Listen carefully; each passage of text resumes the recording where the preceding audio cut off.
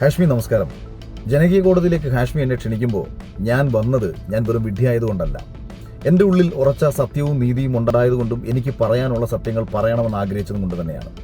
ഹാഷ്മി അവിടെ നെറുകേട് കാണിക്കുമെന്നും ഇന്നലകളിൽ ഞാനുമായി ഉണ്ടായ സംവാദത്തിൽ ഹാഷ്മിക്കുണ്ടായ ക്ഷീണം തീർക്കാൻ വേണ്ടി ഹാഷ്മി നെറുകേട് കാണിക്കുമെന്ന് എൻ്റെ അടുത്ത് പല സുഹൃത്തുക്കളും പറഞ്ഞു. അപ്പോഴും ഞാൻ പറഞ്ഞു, അല്ല, ഹാഷ്മി ഒരു നല്ല മാധ്യമപ്രവർത്തകനാണ്, അദ്ദേഹം അത് ചെയ്യില്ല എന്നാണ് ഞാൻ കരുതിയത്. പക്ഷേ നിങ്ങൾ ഈ പരിപാടിയിൽ അതിഥിയായി വിളിച്ച ആൾക്കാരോട് എനിക്കെതിരെ എന്തൊക്കെ സംസാരിക്കണമെന്നും ഏതൊക്കെ ഭാഷയിൽ സംസാരിക്കണമെന്നും നിങ്ങൾ പറഞ്ഞത് കേട്ടപ്പോഴാണ് എനിക്ക് നിങ്ങളുടെ ഉള്ളിലെ പകയും വിദ്വേഷവും എനിക്ക് മനസ്സിലായത്. അതിനുശേഷമാണ് നിങ്ങളൊരു വൃത്തികെട്ടവനാണെന്ന് ഞാൻ തിരിച്ചറിയുന്നത്. ഇവിടെ നിങ്ങൾ എന്നെ ഈ പരിപാടിയിലേക്ക് വിളിച്ചിട്ട് യഥാർത്ഥത്തിൽ നിങ്ങൾ ചോദിക്കേണ്ടിയിരുന്നതും അല്ലെങ്കിൽ എന്നെ പൊളിച്ചെടുക്കേണ്ടിയിരുന്നതും എൻ്റെ നിലപാടുകൾ എന്തൊക്കെയായിരുന്നുവെന്നും ആ നിലപാടുകൾ എത്ര തവണ ഞാൻ മാറ്റിപ്പറഞ്ഞെന്നും ആ മാറ്റിപ്പറഞ്ഞ നിലപാടുകളുമായി ബന്ധപ്പെട്ടിട്ടുള്ള ചോദ്യങ്ങൾ ചോദിച്ചുകൊണ്ട് നിങ്ങൾ എന്നെ ഒന്നൊന്നായി പൊളിച്ചിരുന്നുണ്ടെന്നുണ്ടെങ്കിൽ ഞാനും ഹാഷ്മിക്ക് ഒരു ഷേക്കാൻഡ് തന്നെയാണ്. പകരം ഹാഷ്മി എന്താണ് ചെയ്തത്? എൻ്റെ ഫേസ്ബുക്കിൽ ഞാൻ നിഷ്പക്ഷമായി പറഞ്ഞിരുന്ന ഒരു രാഷ്ട്രീയത്തെ എടുത്തു പറഞ്ഞു വെച്ചുകൊണ്ട് BJPയുടെ രാഷ്ട്രീയമെന്നും ഭാരതവിരുദ്ധ രാഷ്ട്രീയമെന്നും പറഞ്ഞുകൊണ്ട് വിഷയത്തിൽ അവിടെ തുടങ്ങിയ വിഷയത്തിൽ അവസാനം വരെ ഹാഷ്മി പോയിക്കൊണ്ടിരുന്നത് എന്നെ ഒരു BJPക്കാരനാക്കി വരുത്തി തീർക്കുക എന്നുള്ളതായിരുന്നു. എനിക്ക് താല്പര്യമില്ലാത്ത ഒരു രാഷ്ട്രീയത്തിന്റെ വക്താവാക്കാൻ വേണ്ടി നിങ്ങൾ എന്നെ ശ്രമിച്ചപ്പോഴൊക്കെ തന്നെ ഞാൻ പല പ്രാവശ്യം പറഞ്ഞു, ഞാനൊരു BJPയുടെ വക്താവല്ല ഹാഷ്മി, എനിക്കിതിന് മറുപടി പറയേണ്ട കാര്യമില്ല. പക്ഷേ സത്യവും ശരിയും എപ്പോഴൊക്കെ BJPയുടെ ഒപ്പം നിന്നിട്ടുണ്ടോ, സത്യവും ശരിയും എപ്പോഴൊക്കെ എൻ്റെ രാജ്യത്തിനൊപ്പം നിന്നിട്ടുണ്ടോ, അപ്പോഴൊക്കെ ഞാൻ നിലപാട് സ്വീകരിച്ചിട്ടുണ്ട്. അപ്പോഴൊക്കെ ഞാൻ നിലപാട് സ്വീകരിക്കുമ്പോൾ അത് ഹാഷ്മിക്ക് പൊള്ളുന്നത് ഹാഷ്മിയുടെ ഉള്ളിൽ കിടക്കുന്ന വൃത്തികെട്ട രാഷ്ട്രീയം മറ്റൊന്നായതുകൊണ്ടാണ്. രാവിലെ വന്നിരുന്ന് BJP അനുകൂലിച്ചും ഉച്ചയ്ക്ക് വന്നിരുന്ന കമ്മ്യൂണിസ്റ്റ് പാർട്ടി അനുകൂലിച്ചും രാത്രിയിൽ വന്നിരുന്ന കോൺഗ്രസിനെ അനുകൂലിച്ചും പിറ്റേ ദിവസം VD സതീശനെ തള്ളിപ്പറഞ്ഞും ഉച്ചയ്ക്ക് VD സതീശനെ അനുകൂലിച്ചും വൈകുന്നേരം നരേന്ദ്രമോദിയെ പുകഴ്ത്തിയും പിറ്റേ ദിവസം നരേന്ദ്രമോദിയെ തെറിവിളിച്ചും അല്ലെങ്കിൽ പിണറായി വിജയനെ അനുകൂലിച്ചും പിണറായി വിജയനെ തെറിവിളിച്ചും ഒക്കെ സംസാരിച്ച് ശീലമുള്ള ഹാഷ്മി എന്നോട് ചോദിക്കുകയാണ് അഭിപ്രായങ്ങളിൽ ഉറച്ചു നിൽക്കുന്നുണ്ടോയെന്നും. ഞാൻ തിരിച്ച് ഹാഷ്മിയോട് ഒരു ചോദ്യം ചോദിച്ചു. ഞാൻ മാറ്റി പറഞ്ഞ 5 അഭിപ്രായങ്ങൾ പറഞ്ഞിട്ട് പോകൂ ഹാഷ്മി എന്ന് പറഞ്ഞപ്പോൾ ഹാഷ്മി എടുത്ത വായിൽ പറഞ്ഞത് ബിഗ് ബോസിൽ പോകുന്നില്ല എന്ന് പറഞ്ഞിട്ട് പോയില്ലേ എന്നുള്ളതാണ്.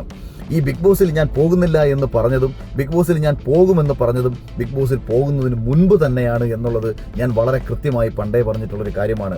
അതുപോലും എൻ്റെ ജീവിതത്തെയും എൻ്റെ കുടുംബത്തെയും മാത്രം വ്യക്തിപരമായി മാത്രം ബാധിക്കുന്ന ഒരു വിഷയത്തിൽ, പൊതുസമൂഹത്തിന് ഒന്നും ബാധിക്കാത്ത ഒരു വിഷയത്തിലും ഞാൻ നാളിതുവരെ ഒരു അഭിപ്രായം പറഞ്ഞു മറ്റൊരാൾക്ക് വേദന ഉണ്ടാക്കുന്ന ഒരു കാര്യവും ചെയ്തിട്ടില്ല.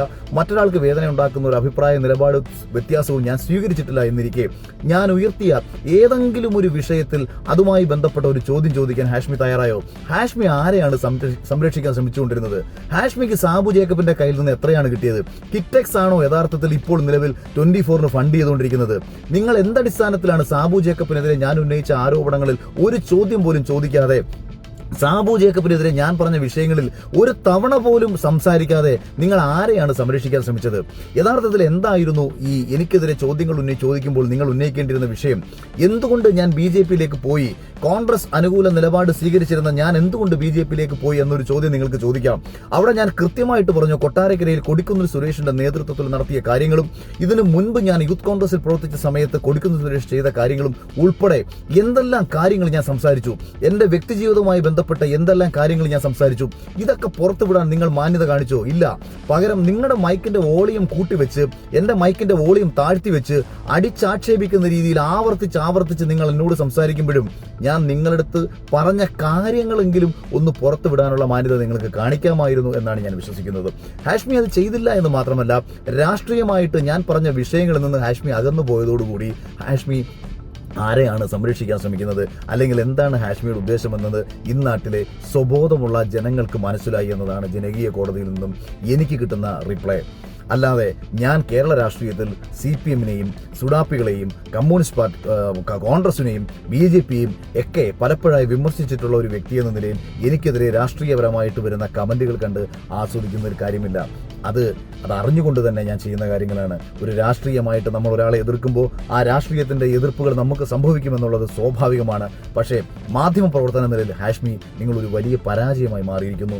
വ്യക്തിവിരോധം തീർക്കാൻ വേണ്ടിയിട്ട് ഒരു ചാനൽ ഫ്ലോർ ഉപയോഗിച്ച് നിങ്ങളെ ഒരു മാധ്യമ പ്രവർത്തകൻ എന്ന് ഒരിക്കലും വിളിക്കാൻ കഴിയില്ല എന്ന് പറഞ്ഞുകൊണ്ട് ഒരു കാര്യം കൂടി എനിക്ക് ഹാഷ്മിയോട് പറയാൻ ആഗ്രഹിക്കുന്നു. ഹാഷ്മിക്ക് തൻ്റെ ഇടമുണ്ടെങ്കിൽ ഹാഷ്മി വിളിക്കുന്ന ആള് ഉമ്മയുടെ ഭർത്താവ് തന്നെയാണ് ഹാഷ്മിയുടെ വാപ്പയെങ്കിൽ ലൈവായിട്ടൊരു പ്രോഗ്രാം നടത്തുക. എന്നിട്ട് ഇതേ വിഷയം നിലപാടെന്ന് പറഞ്ഞ ഇതേ വിഷയത്തിൽ അഖിൽ മാരാർ പൊതുസമൂഹത്തിൻ്റെ മുന്നിൽ മാറ്റിപ്പറഞ്ഞ നിലപാടുകൾ ഓരോന്നോരോന്നോരോന്ന് വിളിച്ചു പറഞ്ഞിട്ട് നിങ്ങളൊന്ന് പൊളിച്ചെടുക്കാൻ നോക്ക്. നിങ്ങൾ പറഞ്ഞ വിഷയം, ഒരു തെരഞ്ഞെടുപ്പിൽ മത്സരിച്ച സമയത്ത് ഞാൻ നടത്തിയ രാഷ്ട്രീയ പ്രസംഗങ്ങൾ, തെരഞ്ഞെടുപ്പിൽ മത്സരിച്ച സമയത്ത് ജയിക്കുമെന്ന് ഞാൻ പറഞ്ഞ കാര്യങ്ങൾ, തെരഞ്ഞെടുപ്പിൽ മത്സരിക്കുന്ന സമയത്ത് എൻ്റെ രാഷ്ട്രീയ പാർട്ടിയിലെ പ്രവർത്തകർക്കും അവിടെ വോട്ട് പിടിക്കാൻ വേണ്ടി ഇറങ്ങിയ ആൾക്കാർക്കും അവിടുത്തെ വോട്ടർമാർക്ക് മുന്നിൽ അവരുടെ കോൺഫിഡൻസ് വർദ്ധിപ്പിക്കാൻ വേണ്ടി ഞാൻ പറഞ്ഞ കാര്യങ്ങളാണോ നിങ്ങൾ ഒരാളുടെ നിലപാടായി വ്യാഖ്യാനിക്കുന്നത്?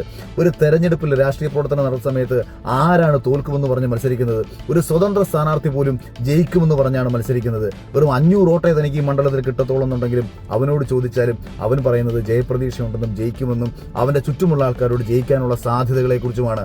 അതിനെ എടുത്തു വെച്ചിട്ട് നിങ്ങൾ എന്നെ ആക്ഷേപിക്കാൻ ഉപയോഗിക്കുമ്പോൾ നിങ്ങൾ എത്രത്തോളം താഴ്ന്നു പോയിരിക്കുന്നു എന്ന് സ്വയം ആലോചിക്കുക.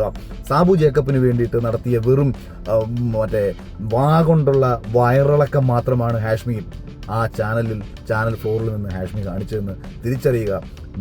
ഒരിക്കൽ കൂടി ഹാഷ്മിയെ വെല്ലുവിളിച്ചുകൊണ്ട് ഞാൻ ചോദിക്കുന്നു, ലൈവായി ഞാനുമായി സംവദിക്കാൻ ഹാഷ്മിക്ക് താല്പര്യമുണ്ടോ?